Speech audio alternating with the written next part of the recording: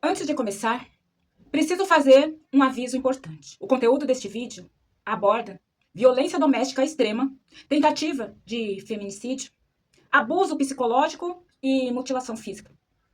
Alguns relatos e reflexões podem ser emocionalmente difíceis, especialmente para pessoas sensíveis a temas relacionados a trauma, violência contra a mulher ou experiências pessoais semelhantes. A proposta deste vídeo não é explorar o horror nem o choque. É compreender, refletir, trazer consciência sobre dinâmicas emocionais e sociais que precisam urgentemente serem discutidas. Mas a sua saúde emocional, ela vem claramente em primeiro lugar. Então, se você percebe que esse tipo de conteúdo pode te desencadear sofrimento, ansiedade, angústia, e está tudo bem. Respeitar os seus próprios limites é um dever nosso de autoproteção. Se decidir continuar, peço que assista com maturidade, sensibilidade e empatia. Porque por trás de casos como esse, existem dores reais, vidas reais e feridas que ultrapassam qualquer manchete, notícia ou conteúdo. Existe um ponto da violência doméstica que assusta mais do que o próprio sangue. É quando a violência deixa de ser apenas agressão e passa a ser uma autorização. Porque uma pergunta precisa ser feita. E se um dia eu te chamasse para fazer algo muito importante para mim e ao meu favor?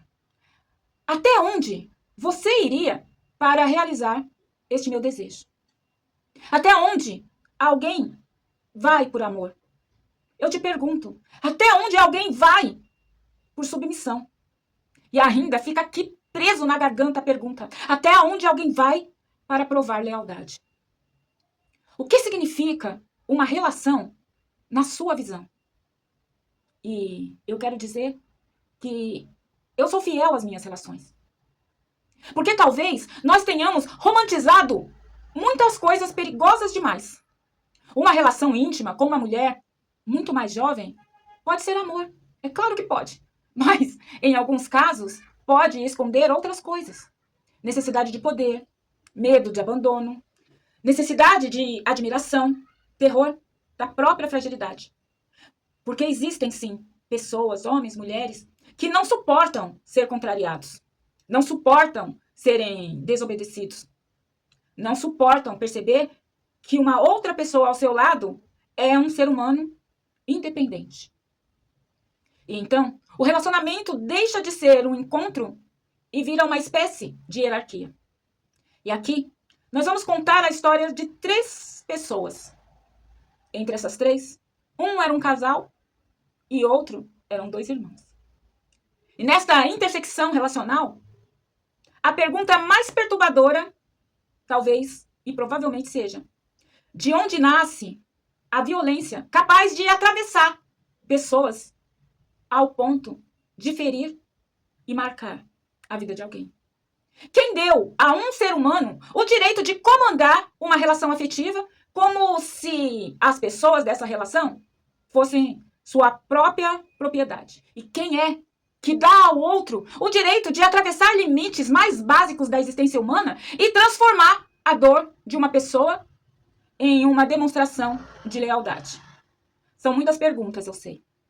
Porque essas perguntas estão aqui martelando a minha mente desde que essa notícia chegou até a mim. Talvez exista aí um adoecimento emocional. Talvez exista nesta história, em tantas outras, uma masculinidade construída não sobre a força, mas sobre o medo de perder o controle.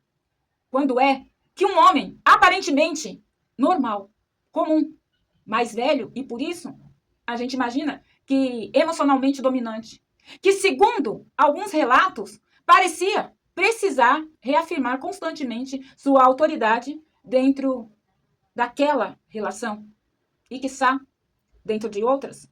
Pois aqui nós vamos falar de 2 relações separadas e ao mesmo tempo unidas. Como se fosse reconhecimento de obediência a forma de amar. Como se a discordância aparecesse como uma afronta. Como se a companheira não pudesse simplesmente dizer: eu quero ir embora ou eu quero ficar. E em uma conversa onde a frase que indignou foi: me leva para casa, eu não quero continuar aqui. Nesta frase havia a anuência de que se aquele homem quisesse permanecer, segundo informações que eu recebi, ele poderia voltar depois. Mas a vontade daquela jovem mulher de 20 anos era apenas voltar para casa. Não passar a noite em bebedeiras, porque não era justificável para ela naquele momento, naquele instante. E talvez seja justamente isso que me assuste. E eu acredito que perturbe muito você também. Porque relações adoecidas raramente começam nesta jorração de sangue humano. Ela começa em pequenos controles, numa forma sutil de vigilância, numa espécie de culpa que nasce da vítima, quando ela é manualmente manipulada, na necessidade de mandar e obter obediência, na ideia silenciosa do que, se está comigo, me deve satisfação ou tem que me satisfazer. Por outro lado, um irmão aparentemente fusionado emocionalmente, como se a própria identidade dependesse da aprovação do outro irmão. Como se dissesse inconscientemente: a dor dele também é a minha. A humilhação dele também é a minha. A vingança dele também me pertence. E então algo extremamente perigoso acontece. A violência deixa de pertencer a um indivíduo que se diz lesionado emocionalmente e vira um pacto de sangue. Um pensa e o outro executa. Um deseja e o outro encarna esse desejo funesto. E no meio de tudo isso, uma jovem mulher de 21 anos. Esta mulher também, abalada emocionalmente e com demonstrações de vulnerabilidade extrema, talvez tentando amar, ou, o que é pior, procurando ser amada, talvez tentando sustentar uma relação desigual demais para chegar a ser saudável. Talvez acreditando, como tantas mulheres acreditam, que suportar desconforto é prova de amor. Porque existe uma tragédia silenciosa acontecendo em muitos relacionamentos modernos. E, na realidade, desde muito tempo. Meninas aprendendo a tolerar controle, acreditando ser uma forma de cuidado. E homens confundindo posse, possessividade com amor. Então chegamos a um ponto mais sombrio desta história que seguirá à frente. Em que momento uma mulher deixa de ser percebida como pessoa e passa a ser tratada como propriedade? Em que momento a coisificação do ser humano faz tanto sentido que eu possa castigar, machucar, ferir e até levar a vida fora de um corpo humano? Em que momento alguém que acredita que castigar é um direito dele? E o pior, de castigar um ser humano. E castigo. Essa palavra deveria soar absurda quando se trata de uma relação entre humanos. Pior ainda, entre adultos. E mais inconcebível entre relações emocionais físicas, marital e parental, cunhado e cunhada. Mas aparentemente, ela não soou absurda em algum momento na cabeça de duas pessoas. Porque quando a violência vira ferramenta de respeito, o amor... amor? Amor é uma palavra muito importante e muito cheia de significado. O amor, ele já morreu há muito tempo, se é que algum dia ele nasceu nos corações de dois seres que se dizem humanos.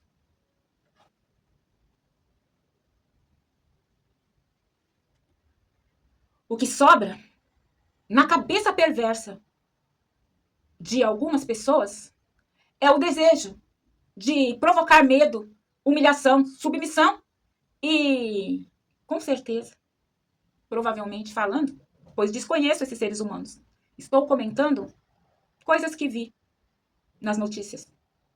Um verdadeiro sadismo. Aqui eu estou falando de talvez e provavelmente. Por isso, esse caso, ele chocou demais o Brasil há poucos dias no início deste mês corrente. Estamos no mês de maio e no princípio desse mês, algo terrível aconteceu bem aqui no nosso país, bem ao nosso lado, numa pequena cidade do Ceará. Porque uma pessoa, ela não percebeu um ato brutal como crime. E esse ato, ele parece revelar uma doença social silenciosa. Particularmente, eu, Keller Damasceno, não a chamaria de silenciosa. Eu diria que pior, que são gritos desesperados de olhem para mim, abafados por pessoas que tapam os seus ouvidos e fecham os seus olhos porque ainda não está acontecendo dentro da sua casa. Ou talvez esteja. Talvez você que teve coragem de ficar até esse momento esteja pensando, isso pode acontecer comigo. A pessoa que eu convivo, que eu durmo, com quem eu divido a minha alimentação, o meu espaço, o meu amor, ela talvez seja capaz de fazer isso. Ou algo parecido. E o mais assustador é que provavelmente, se você está pensando desta segunda forma, você está aceitando que isso possa vir a acontecer com você. E por algum motivo que eu não consigo compreender, você não foge. Você não desvia. Você permanece acreditando que com você vai ser diferente. E esta doença, que para mim não é silenciosa, onde homens emocionalmente fragilizados, eles tentam parecer forte através de controle. E pessoas tão psicologicamente fusionadas que aceitam destruir alguém para provar pertencimento, parentalidade, parentesco, para mostrar que tamo junto, mano. E a pergunta mais difícil talvez seja apenas uma. Quantas relações estão adoecidas deste mesmo jeito e quanto sangue ainda teremos que derramar enquanto olhamos para um outro lado, o lado oposto? E eu pergunto novamente, quantas relações ainda estão adoecidas deste mesmo jeito, sem sangue, mas aguardando um desfecho provável e parecido? Eu diria que dentro desta sociedade que encobre estes atos, disfarçados de criminalização, disfarçados de indignação, disfarçados de consciência, mas vestidos de submissão e compreensão, porque ainda está acontecendo com você, com seus filhos, com as suas filhas, com seus parentes e os seus vizinhos. Eu diria que temos uma percentagem de relações completamente destruídas por dentro, sobrevivendo, apenas aguardando um desfecho cruel. Vamos aos fatos. O que aconteceu realmente?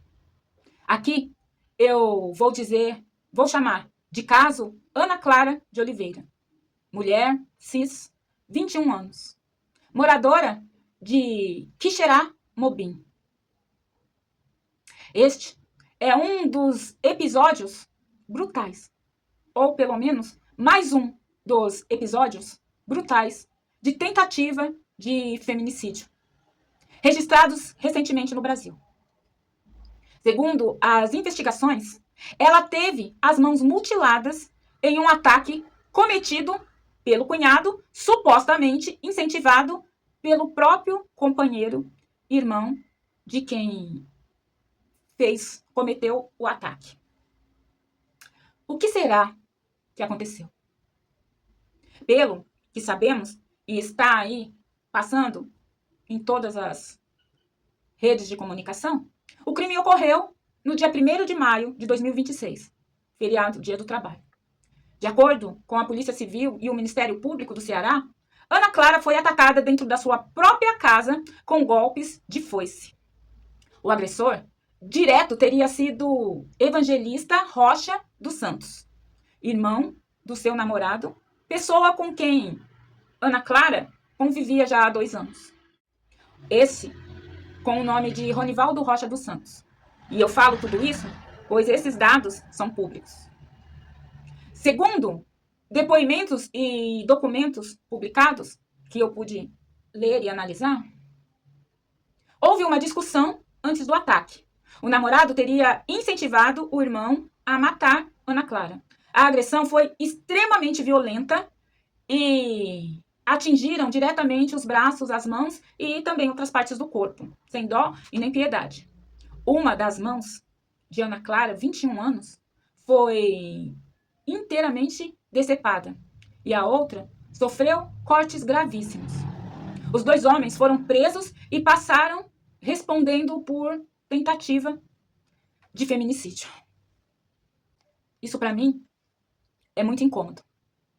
Eu confesso que, desde que eu soube desta notícia, eu queria muito dar uma visão psicológica, não somente deste atentado, mas utilizando-se deste atentado para fazer um perfil psicológico dessas 3 pessoas. Mas também confesso que, por ter vindo de uma família onde a violência doméstica era comum, o assunto me atinge direto no coração. Felizmente, a minha história não teve um desfecho tão incíntrico. E sim, todos sobrevivemos, apesar de todos os pesares. Mas, continuando, se perceberem um certo desconforto ou emoção, é porque realmente esse assunto cala alto a minha alma.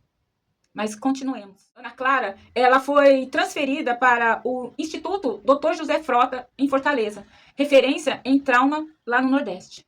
Lá, uma equipe de aproximadamente 15 profissionais realizaram uma cirurgia de cerca de 12 horas para tentar reimplantar as mãos desta mulher. Os médicos reconstruíram ossos, músculos, nervos, vasos sanguíneos. Segundo o hospital, os primeiros sinais foram positivos, com um retorno de circulação sanguínea após o reimplante. Porém, a recuperação neurológica e funcional pode levar muitos meses e até anos, dependendo de acordo com a profundidade dos danos. Alguns detalhes investigativos que chocam. As perícias, elas apontaram muito sangue espalhado por toda a casa, marcas de fuga, fios de cabelo e material biológico na foice usada para o crime e pegadas ensanguentadas indicando a rota da saída do agressor. Mensagens também foram encontradas no celular desses 2 irmãos nefastos. Também repercutiram bastante na mídia. Segundo a investigação, o agressor demonstrava medo de assumir o crime totalmente sozinha e falava sobre uma tentativa de fuga. Também tentou pedir dinheiro emprestado para realizar essa fuga. Outro trecho de conversa que chamou a atenção foi uma fala atribuída ao namorado de Ana Clara, dizendo que era só para dar mãozadas nela, para ela aprender a respeitá-lo. Para os investigadores, isso demonstraria naturalização da violência e tentativa de controle efetivo da vítima. Mas aí, eu vou usar essas informações para contemplar um contexto psicológico e social possível. Eu quero dizer que eu não conheço essas pessoas, nunca falei com elas e não posso saber exatamente o que se passa em suas mentes. Mas eu posso, sim, traduzir para os possíveis e prováveis sequências psicanalíticas do seu perfil psicológico, dos seus perfis psicológicos. Para começar, esse tipo de violência, ele costuma ser enquadrado dentro de uma especialidade que nós estamos hoje chamando aqui no Brasil de feminicídio. por posse e por controle. Ele advém da violência doméstica escalonada. E a mutilação aqui, ela me parece bastante simbólica. E a violência mostra uma intenção punitiva contra a autonomia feminina. Em muitos casos extremos de violência doméstica, a agressão ela deixa de ser apenas impulsiva e passa a ter um caráter de punição, dominação, destruição de identidade e tentativa de apagar a autonomia da vítima. O fato de atingir as mãos tem um peso simbólico muito forte. As mãos, em si, elas já representam ação, independência, comunicação, defesa, trabalho e identidade corporal.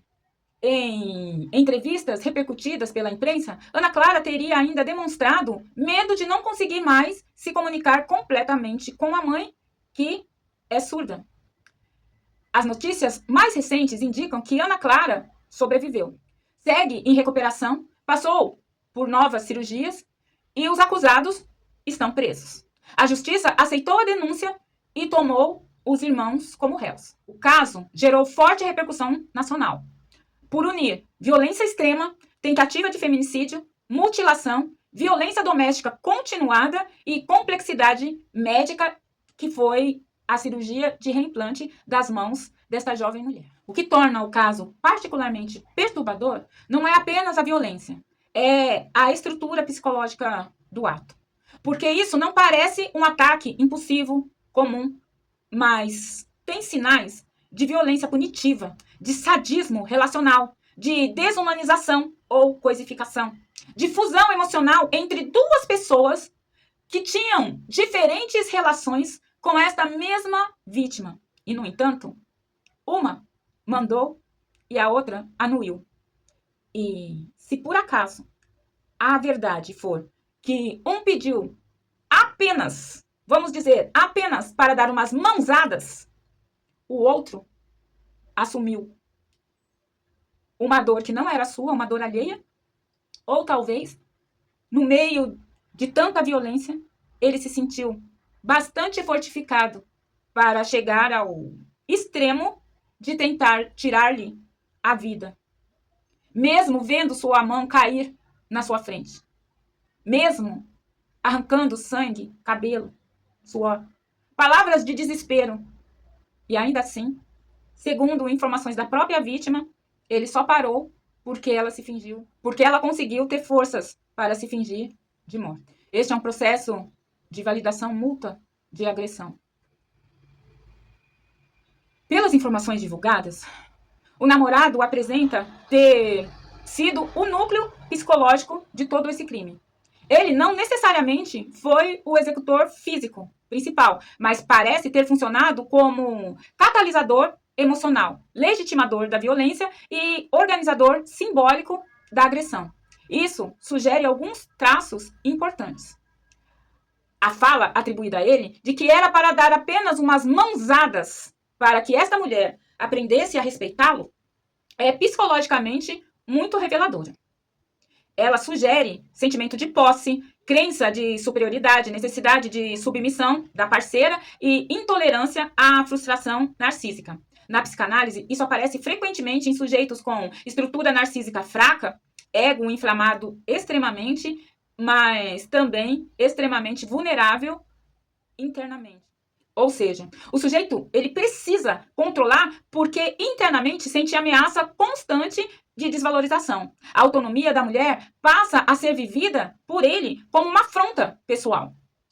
O que chama a atenção nesse tipo de agressor é a capacidade de terceirizar a violência, minimizar a agressividade, racionalizar o ato. Isso é comum em indivíduos com traços antissociais, de baixa empatia e despersonalização psíquica. A coisificação, né? É meu, é como se eu estivesse pegando, não que o cachorro seja menos importante do que um ser humano, mas como se eu estivesse pegando um animal e estivesse castigando ele por ter mordido a minha canela, por exemplo. Ele, aparentemente, não pensava, eu vou destruir uma vida, ou eu vou ferir a minha mulher. Mas ele pensava algo próximo de, ela precisa aprender, eu tenho que dar um jeito nessa mulher. E isso é assustador, porque mostra uma reconfiguração moral diante da violência. A mutilação das mãos tem um peso simbólico enorme de sadismo e dominação. As mãos, elas servem para que a pessoa possa trabalhar. Elas servem como defesa. Elas tocam, acariciam, se comunicam, como era o caso dessa mulher que tem uma parente surda. Ela expressa, as mãos expressam a nossa própria identidade. Há um aspecto aqui quase medieval nesse tipo de violência. Não apenas ferir, mas marcar, punir, reduzir, quebrar toda e qualquer possível autonomia desta ser humana, a vítima. Em criminologia, mutilações frequentemente carregam ódio relacional, desejo de apagamento subjetivo e punição exemplar.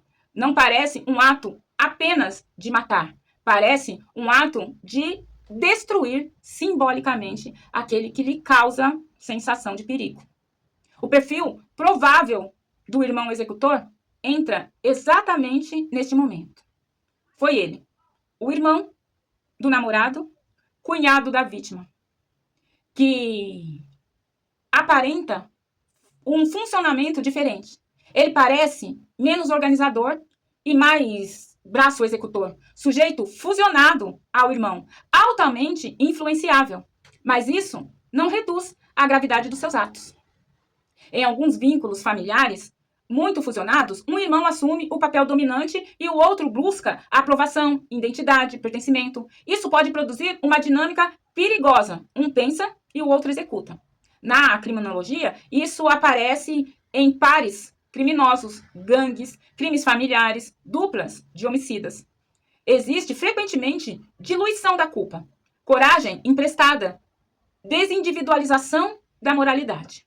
O sujeito, sozinho, talvez não cometesse um ato tão bárbaro. Mas dentro desta fusão, ele acaba encontrando uma coincidência ou uma consciência moral que enfraquece as forças. E aí aparece a violência instrumental. O executor aparenta ter maior componente impulsivo e concreto.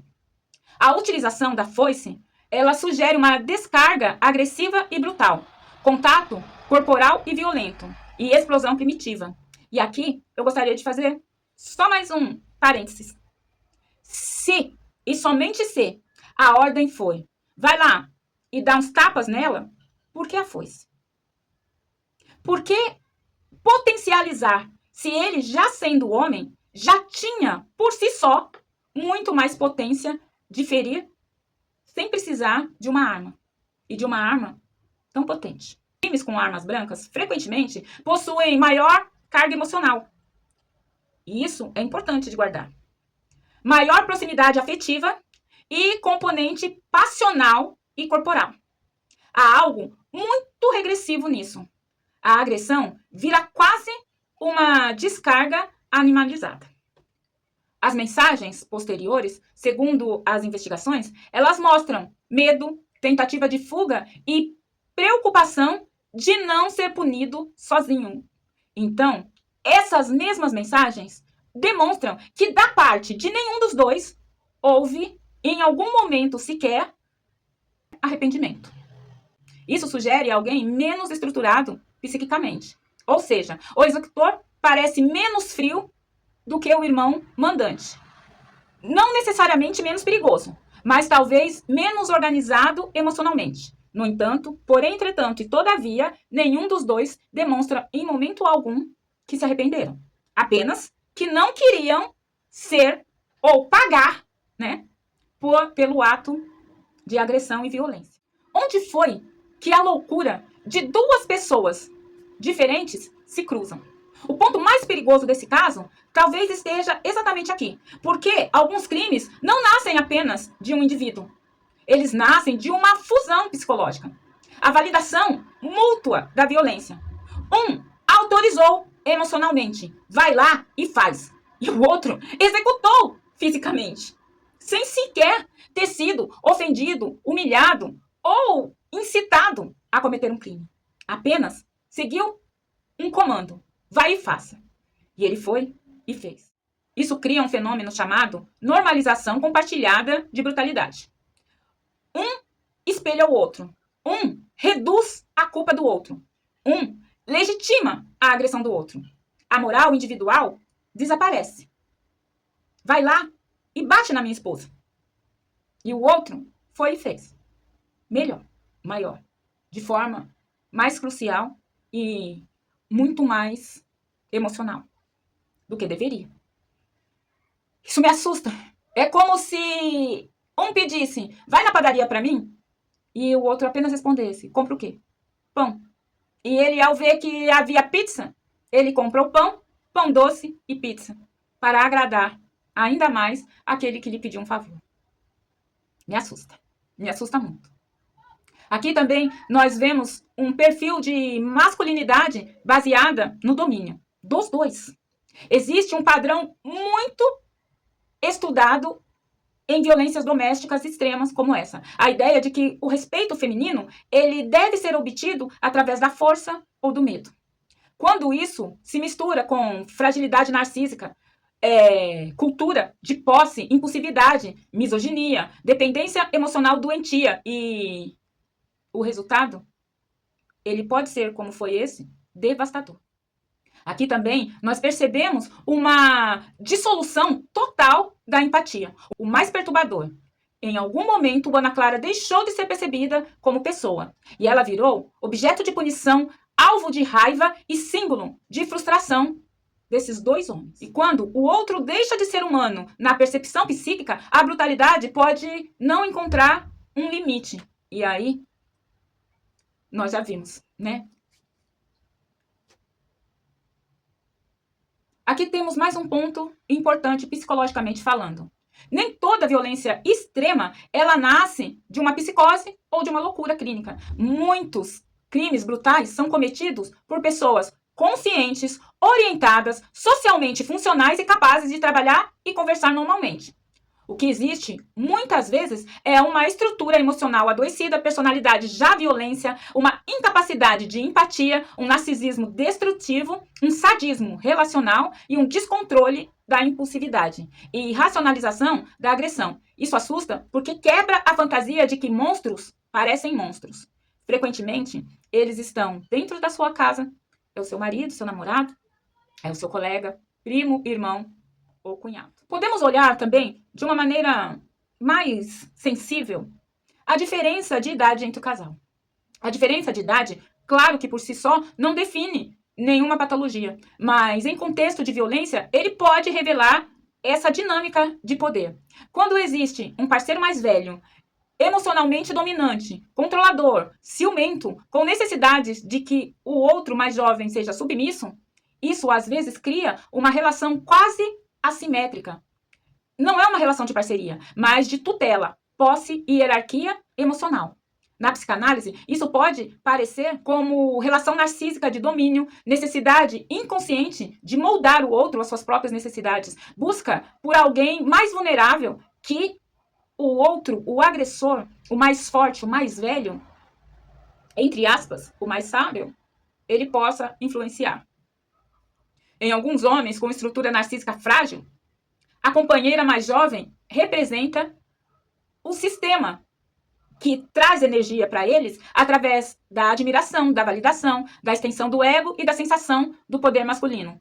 O problema surge quando a mulher começa a discordar, a se posicionar, a frustrar esse elemento, a ganhar uma certa autonomia e, pior, a impor certos limites. Aí o sujeito sente isso não como divergência, mas como ferida narcísica. E algumas personalidades reagem a esse tipo de ferida narcísica como raiva e destruição. Por outro lado, o executor parar apenas quando acreditou que esta mulher estava morta mostra um detalhe extremamente relevante, porque indica algo além da simples execução de uma ordem. Em violência extrema, existe um conceito importante, uma escala pulsional. A agressão começa com um objetivo, mas durante o ato, a pulsão agressiva cresce e toma autonomia. Freud chamaria isso de falha de contenção pulsional. Ou seja, a agressão começa com um objetivo, mas durante o ato, a pulsão agressiva cresce e toma autonomia.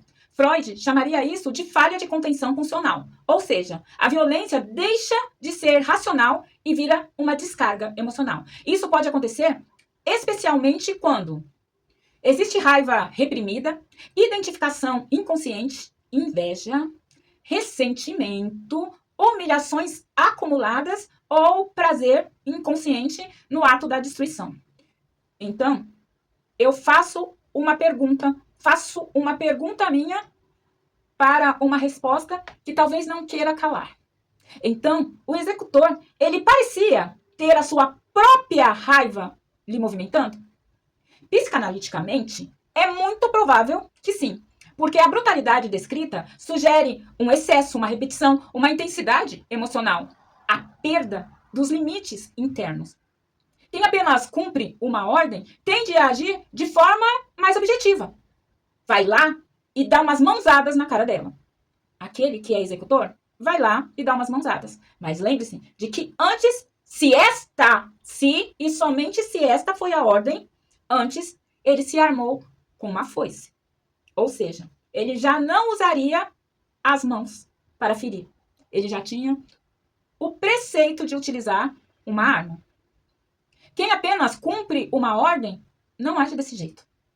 E as mutilações extremas frequentemente revelam investimento emocional, descarga afetiva, participação subjetiva. O executor pode até ter começado a fazer por uma ordem recebida pelo irmão, mas durante o ato, algo dele próprio parece ter emergido do seu próprio mal. O que poderia explicar esse excesso? Talvez uma identificação fusional com o irmão. Em algumas relações fraternas muito adoecidas, o irmão dinamicamente funciona quase como um líder psíquico, um ego externo, uma fonte de identidade. O executor pode ter sentido a raiva dele é minha. Então, ele não bate apenas para executar uma ordem. Ele entra emocionalmente na fantasia do irmão. Isso é parecido com o fenômeno que acontece quando existe uma violência coletiva, por exemplo, um lixamento, ou briga de gangues, ou crime em dupla. A individualidade moral desaparece e aparece um monstro coletivo. A raiva, ela passa a ser deslocada. Existe aí uma outra hipótese bem forte. O executor pode carregar dentro dele as próprias frustrações, o sentimento de fracasso, impotência, inveja, humilhações masculinas e ressentimento contra figuras femininas, quiçá contra a própria amiga cunhada. E Ana Clara, ela virou aí um recipiente simbólico de tudo isso. Na psicanálise, isso é chamado de deslocamento. A pessoa agride alguém, mas descarrega afetos acumulados que nasceram em outros lugares da vida e que, a princípio, era dirigido a outras pessoas. Por isso, alguns crimes parecem grandes demais para certo motivo aparente. Porque o motivo real não está só naquela situação imediata. Está em anos de material psíquico muito bem reprimido no inconsciente. E aí, em falar de inconsciente, podemos dizer ou comentar sobre o sadismo inconsciente. Existe um ponto difícil, mas importante de ser dito. Algumas pessoas descobrem, somente durante o ato violento, uma sensação inconsciente de poder, de controle, de excitação sob a agressão, de domínio absoluto sobre o outro. Isso não significa necessariamente prazer sexual, mas existe aí um prazer psíquico na sensação de onipotência. A vítima vira um objeto absoluto. E quando isso emerge em personalidades pouco estruturadas, o limite pode desaparecer rapidamente. Se o mandante, ele realmente queria só uma surra, mesmo que isso fosse verdade, e isso ainda dependeria de uma investigação, existe algo muito importante. Quem convoca a violência não controla totalmente a violência, depois que essa violência começa. Principalmente quando entrega a violência para alguém que tenha impulso, que seja fusionado emocionalmente, que já seja naturalmente agressivo e que tenha uma psique, uma persona pouco estruturada. A pulsão desestruturada pode crescer sozinha, fomentar. É como se o mandante abrisse uma porta e o executor atravessasse muito além dela.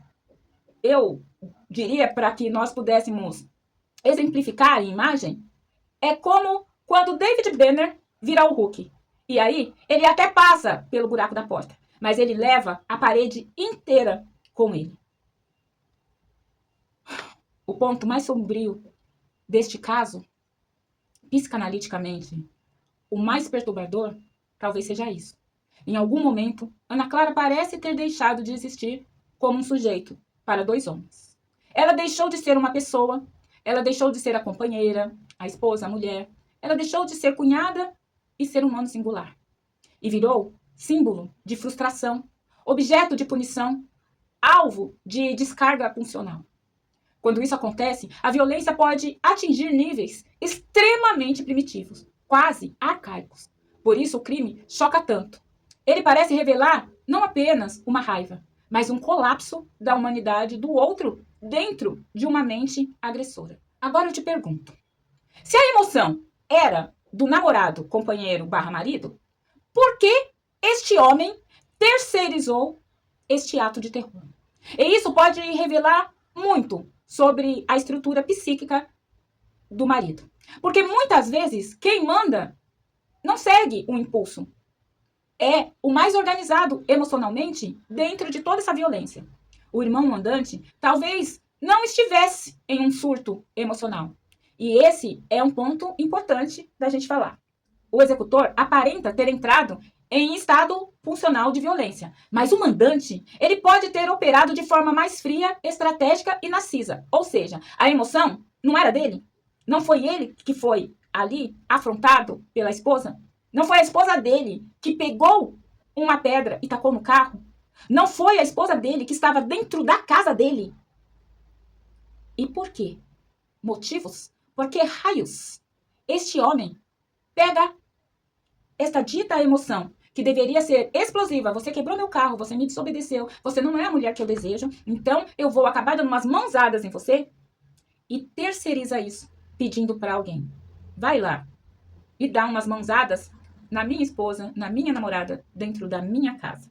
Vocês conseguem compreender o liame fino que separa forte emoção de uma combinação de maldade e especulação? Claro que pode ser ressentimento organizado, desejo de controle, humilhação narcísica, como nós já dissemos, necessidade de punição e provavelmente manutenção de poder. Só que isso muda tudo. Uma pessoa, ela pode cometer atos horrendos através de forte emoção. Mas quando ele planeja, manda e permite a execução sem impedir no meio, porque ele pode ter percebido que deixa quieto, meu irmão, eu resolvo isso amanhã. Isso muda de uma maneira extremamente complexa. Por que é que alguém, ao invés de seguir um impulso, manda o outro executar? Psicanaliticamente, existem várias hipóteses aí muito fortes. A preservação narcísica, o mandante, ele pode não suportar se ver como um agressor direto, ele pode não suportar perder a autoimagem de bonzinho, ou até entrar em contato corporal com um ato tão enfadonho, tão temeroso. Então, ele cria uma divisão psíquica. Eu quero que isso aconteça, mas eu não quero ser aquele que faz isso acontecer.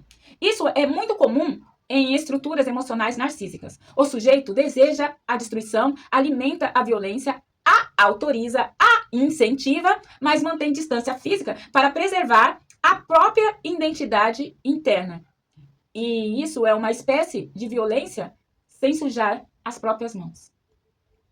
Existe algo ainda mais profundo. Mandar alguém fazer pode gerar sensação ainda maior de poder do que fazer pessoalmente. Porque o sujeito passa a ocupar o lugar quase patriarcal, hierárquico e soberano. Não é apenas deixa que eu bato. É, eu faço outras pessoas baterem para mim. Isso cria uma fantasia inconsciente de autoridade máxima.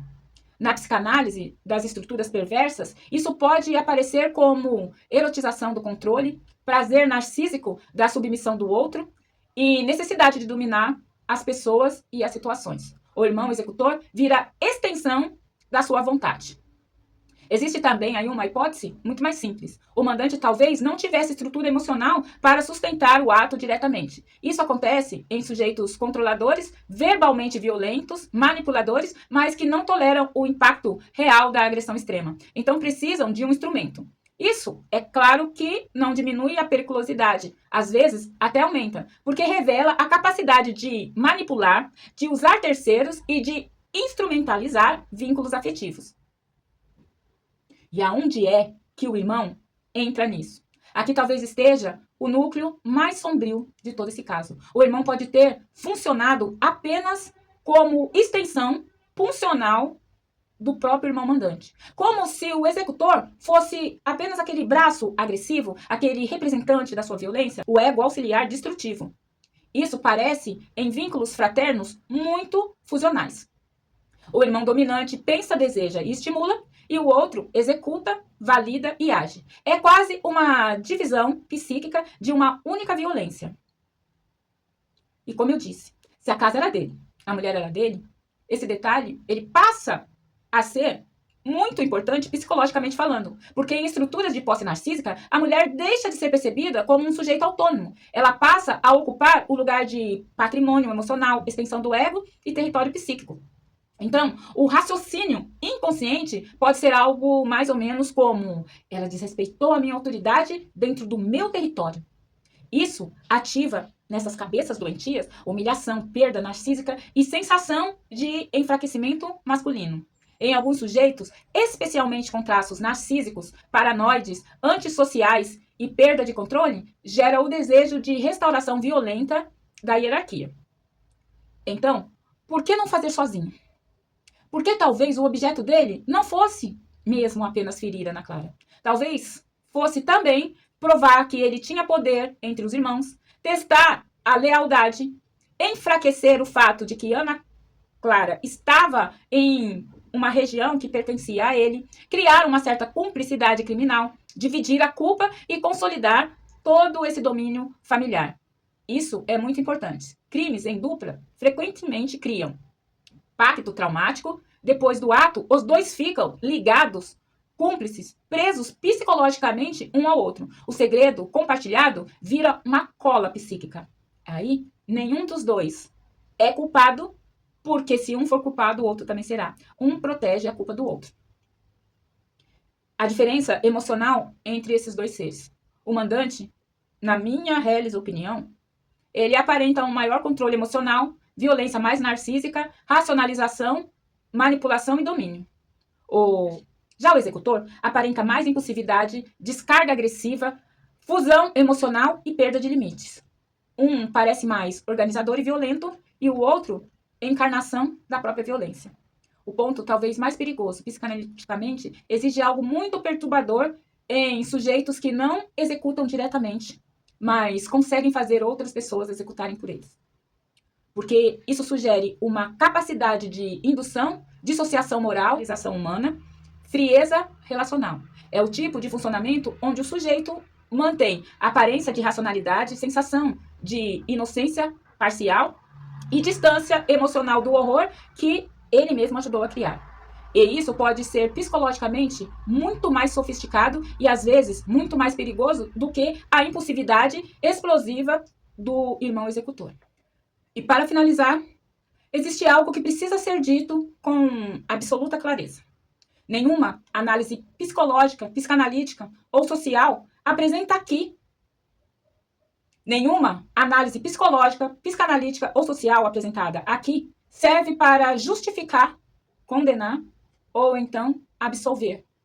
Entender não é incentivar. A psicologia, ela sim busca compreender como alguém chega a determinados comportamentos, quais estruturas emocionais podem estar envolvidas, quais dinâmicas adoecidas atravessam relações humanas. Mas compreender a origem de um ato não apaga a responsabilidade sobre ele, porque existe uma diferença fundamental entre explicar e absolver. Muitos indivíduos carregam traumas, rejeições, dores narcísicas, infâncias violentas, abandono, humilhação, e ainda assim nunca atravessaram o limite da violência e ou da crueldade. A violência começa muito antes do primeiro golpe físico. Ela começa quando alguém passa a acreditar ter direito sobre a vida e as escolhas do outro.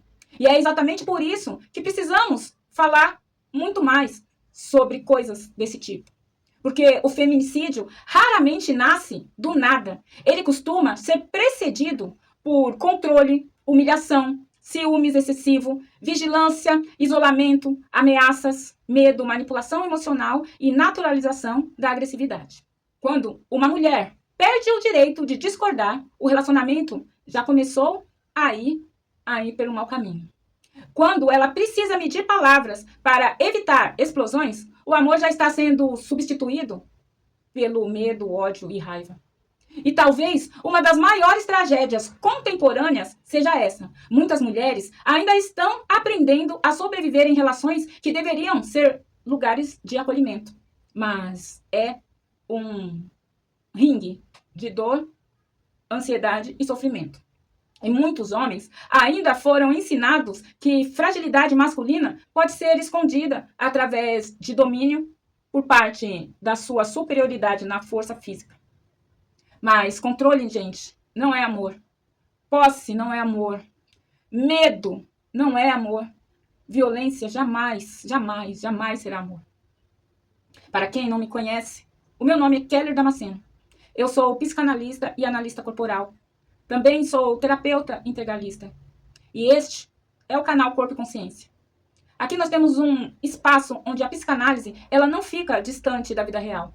Onde nós olhamos para o comportamento humano sem romantização, mas também sem superficialidade. Porque entender a mente humana talvez seja uma das únicas formas de interromper ciclos de dor que atravessam famílias, relações, gerações inteiras de sofrimento e submissão. E hoje eu quero te pedir algo muito sério. Não normatize sinais de violência. Não romantize controle. Não silencie mulheres que demonstram ter medo no lugar onde elas deveriam ter afeto. Não trate a humilhação como apenas uma forma de compreender um temperamento forte. E, principalmente, não espere o sangue aparecer para que você chame tudo isso de abuso. Se este vídeo tocar você de alguma forma, compartilhe. Porque talvez exista alguém vivendo exatamente esse tipo de relação nesse momento e ainda sem perceber o perigo. E se você é mulher, saiba, você não nasceu para ser propriedade de ninguém. E se você é homem, entenda. Força emocional não está em controlar, está em conseguir construir um amor, uma parceria, que um dia histórias como a de Ana Clara parem de existir. Não porque deixamos de falar sobre, mas porque finalmente aprendemos a reconhecer os primeiros sinais antes que a violência encontre coragem e por si só cresça. Eu peço que você diga aí nos comentários, conte para mim se você já viu, já passou ou já conheceu alguém que passou por qualquer tipo de violência. Porque não precisa chegar ao extremo de ter as duas mãos amputadas para acreditar que tudo isso anteriormente falado também é violência. Não precisa perder a sua vida, a sua história, antes de perceber que um grito, que controlar as suas roupas, as suas falas, aonde você vai, aonde você deixa de ir, se você trabalha ou se você fica em casa, já é uma violência. Que aquele olhar de reprovação já é uma violência. E que seres humanos adultos não precisam de nada disso. Hoje, eu vou deixar o meu beijo e o meu abraço, como sempre. Mas desta vez, também um pedido de socorro.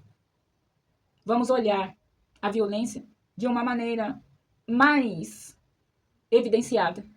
Não vamos deixar mais acontecer. E nós, seres humanos, devemos seguir juntos, mesmo mediante as nossas diferenças. Um beijo, um abraço apertado.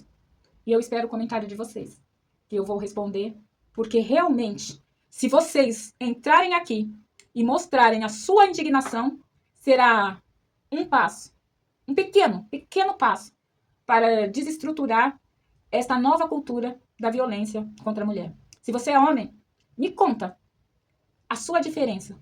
Se você é mulher, me diga. Eu não permito que isso aconteça. E se por acaso você já passou por isso, me conte como foi que isso aconteceu e como você conseguiu sair desta. Eu fico esperando o comentário de vocês. Até a próxima.